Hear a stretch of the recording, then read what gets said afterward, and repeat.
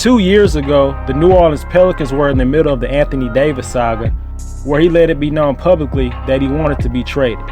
AD's trade request in the middle of the season had a negative impact on the team for the whole year, and they ended up winning only 33 games, and that was coming off a season where he led the team to the second round of the playoffs the previous year. Even though it seemed that the franchise was going in the wrong direction, they were able to get lucky in the 2019 NBA draft lottery and ended up with the number 1 pick. Ironically, the last time they had the number 1 pick was in 2012 when they selected Anthony Davis. Zion Williamson was the clear-cut number 1 prospect. The Anthony Davis trade gave them 2 young and promising players in Lonzo Ball and Brandon Ingram, along with Josh Hart and 2019 draft picks Jackson Hayes and Nickeil Alexander-Walker, and also 3 first-round picks. Both teams got what they wanted. Lakers needed another superstar, and the Pelicans got talented young players and draft picks. It was a win-win. The Pelicans were seen as a franchise that will be a force to be reckoned with for years to come. In the 2 seasons since, there have been a lot of positives and a lot of negatives. In the 2019-20 season, they finished 13th in the Western Conference with a 30-42 record. And this past season, they finished 11th with a 31-41 record. And they had Zion for most of the season this year, unlike the previous year. With the talent that's on this team, you would expect this team to gradually improve every year and show signs that they're on the right track. If you look past all the spectacular highlights and great scoring performances, you'll figure out what's been the main problem with this team the last couple of years. The problem is obvious. The Pelicans have been one of the worst defensive teams for the second year in a row, and they desperately need guys who are committed on that end. You would think with players like Lonzo, Eric Bledsoe, Steven Adams, and B.I. that they will be at least an average defensive team. On paper, the Pelicans should be above average on that end, but they were worse than expected. They had double-digit leads in 14 games this year and failed to close the deal. They were 2-11 in games decided by 3 points or less. Their 2 best young players, Zion and B.I., both had amazing seasons offensively. Zion's production was absolutely elite. He shattered a number of records in his second season as he averaged 27 points, 7 rebounds, and just under 4 assists per game.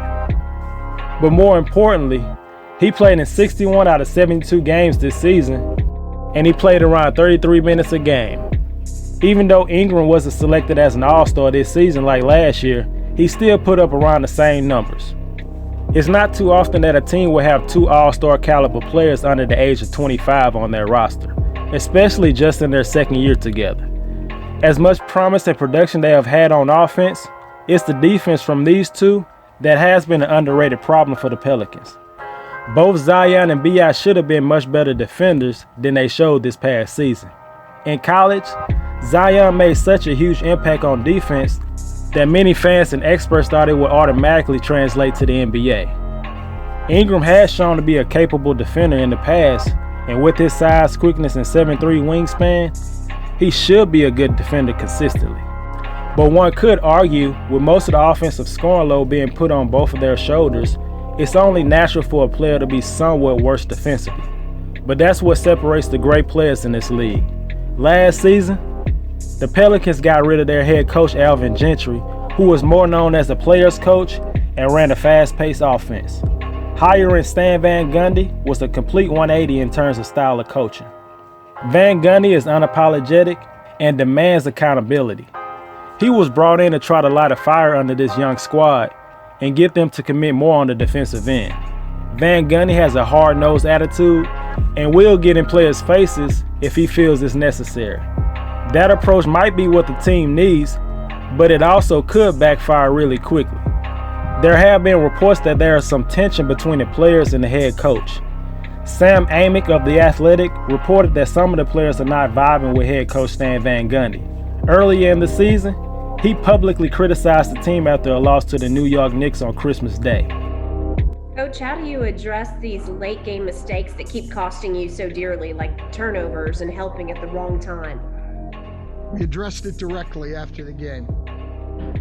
There was no lack of clarity after the game. Tonight's as frustrated as I've been because tonight's simple. Nobody had to make a play.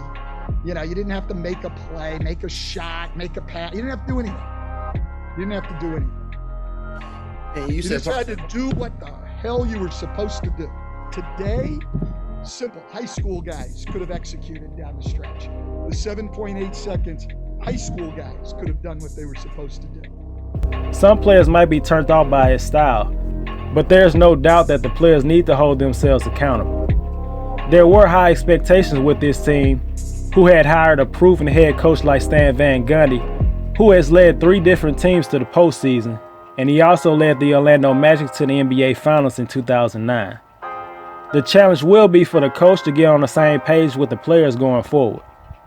After having a bad stretch of games in the bubble last year, Lonzo Ball knew he had to be better this past season, and he was. He put together his best season of his career. He was second on the team in three-point percentage, he led the team in assists and steals, and was third in scoring. His free throw shooting went from 57% last season to 78%, a huge improvement. Ball is one of the major pieces in the Anthony Davis trade, but he will be a restricted free agent this summer. And there will be plenty of teams looking to upgrade their point guard position. Teams like the Chicago Bulls and the New York Knicks have been linked to Lonzo and more than likely will pursue him aggressively this summer. Would the Pelicans be willing to match a max offer for Lonzo Ball? Would it be worth it for the franchise? With a small market team like the Pelicans, they need to do whatever they can not to have Lonzo leave for nothing. In my opinion, they have to re-sign him at all costs, no matter the price, even if they plan on trading him in the near future. Getting something in return is a must. The Pelicans could also try to work with him and his agent to negotiate a possible sign and trade. Whatever happens, you have to get assets back for one of the best pieces from the Anthony Davis trade. Other young players like Kira Lewis Jr., Jackson Hayes, and Nickeil Alexander-Walker had plenty of stretches throughout the season where they showed a lot of promise and looked like they are building towards being in the rotation consistently starting next season. But they all need to improve their outside shot, even Jackson Hayes. Nickeil shot the same percentage from 3 this season as he did in his rookie year, just under 35%. Kira Lewis Jr. shot 33% from 3. Those numbers has to improve. But it's interesting to know that these 3 young players were part of the Pelicans' best defensive lineup by far. Van Gundy definitely needs to give these guys more minutes going forward.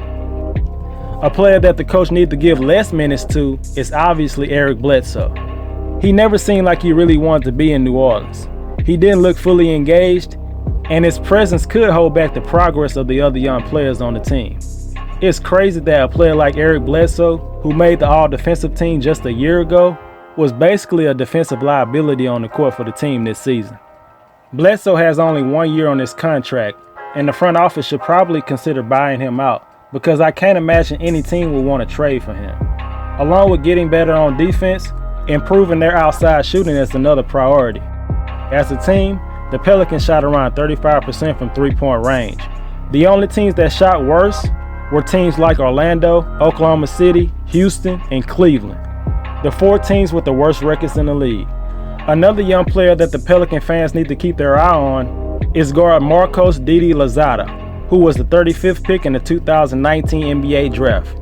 The Pelicans used the 4th overall pick they received from the Lakers to trade back for additional picks. Lozada was part of that package. He played the past 2 seasons in the NBL in Australia and averaged around 10 points, 4 rebounds, and 2 assists a game. He signed a multi-year contract with the team late in the regular season and only appeared in 3 games.